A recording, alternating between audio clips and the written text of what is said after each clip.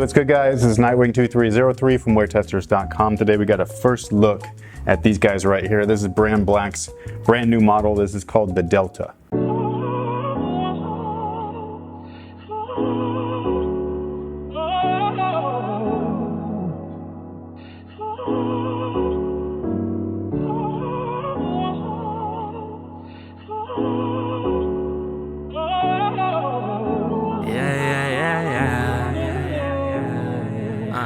H-Town in the summer, right around the time that I got my first number.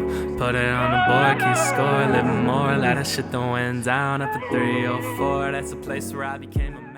So here's just a quick look, real quick 360 view. This is by far one of the strangest looking basketball shoes I believe I've ever seen. And I've seen quite a few basketball shoes, but this even by today's standards is just weird looking. And I don't mean that they're ugly or anything, because I actually really like the way that they look. They just don't look like basketball. And that might be a good thing. Now I'm familiar with the tooling on these guys right here because I was wear testing them a while back. I don't even remember when it was, but it was quite some time ago. And we have two different versions here. We got this white version with a closed cell, or not closed cell, but it's like a tightly togethered kind of like graphic or etched look within the midsole material, and then the Vibram bottoms, which is a first for basketball footwear. And a lot of times when you're testing up and coming shoes, they just want you to focus on a specific portion of the shoe, and in this case it was just the tooling. So that's why you see the rare metal upper on these guys, because I was just supposed to focus on traction and cushion. And then the black pair was a more open, kind of like widely dispersed look on the midsole itself. Had a different density to the foam. I believe that the rubber also was a different density as well, but don't quote me on that because I don't remember. And again, these guys utilize that rare metal upper with the new tooling. And I was supposed to let them know which one of these midsoles I thought was best and all that kind of good stuff. And it looks like they used the one that I liked most, which was the one with the tightly together looking midsole. I don't know what the heck to call the design. It's just, I call it like open cell, just because it looks like you're looking at something through a microscope, which is this like a crazy look for anything, let alone a sneaker. I cannot remember the name of the foam that they use, but it's essentially still like Jetlon Plus or whatever, but they've reduced the weight by a ton. Like you don't notice it at all on foot. Even while you're playing, all you know is that it's absorbing a lot of impact, but you don't ever feel anything. It's kind of like a dead cushion, but it's very, very lightweight. And a lot of times when brands reduce the weight of foam, they also reduce the thickness of the midsole to get you as close to the ground as possible. Brandblack, for whatever reason, they did the exact opposite. They gave you more of the foam, which ensures that you're getting a lot of the cushion still without increasing any of the weight, because they use that lightweight stuff, which I think is really cool, and it definitely gives them an interesting look. Now the shoe itself is comprised of a full knit upper, which is just, I mean, look at it, dude. It looks like a fashion shoe. Like, these look insane. The knit on the toe has a lot of reinforcement behind it. It feels like it's heavily glued with a big old nylon piece back there, and then that nylon strip actually goes up the eyelet area. So it's firm right here as well as the toe, but it still moves. It's just a little crispy right now. Once you heat it up and stuff like that, it should move well. Very similar to, you know, the forged prime knit. And there was some kind of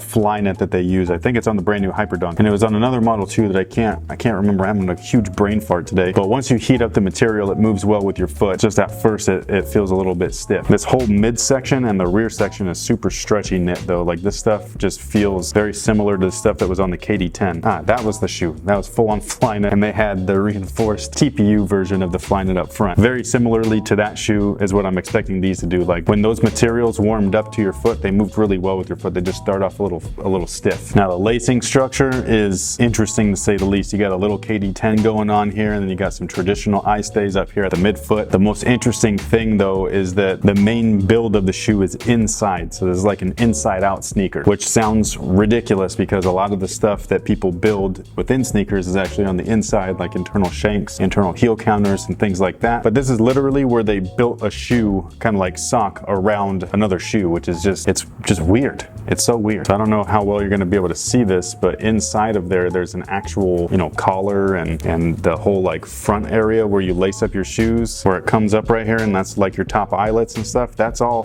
on the inside of these guys. You just can't see it. It's all in there though. I'm not even doing a good job of showing it, but it's all there. Tons of padding padding, all that stuff, internal heel counter. There's a microfiber not midsole, but insole in there. And it's just such a strange, I cannot wait to see how these play. I'm very skeptical of the whole upper. It just it doesn't compute in my brain like, oh, this is basketball. You know what I mean? Like, this looks like fashion. But I am very familiar with the midsole and the outsole. Very comfortable stuff, super lightweight, very stable. They wrapped it in rubber up at the front here, and it's all exposed right here in the back. And then Vibram, for those of you that don't know, is a rubber compound that's basically, they use it for, you know, hiking boots, work shoes. So if you work in a kitchen, some of those outsoles are actually made out of Vibram rubber, and it's a non-slip type of rubber, which was interesting because one of the things that a lot of people like to complain about is traction, and rubber compound has something to do with that. And with this rubber compound, I was not slipping anywhere in those sample pairs. And one of the nights I was on a really bad floor. I even let my friend borrow one of them, and he really wants,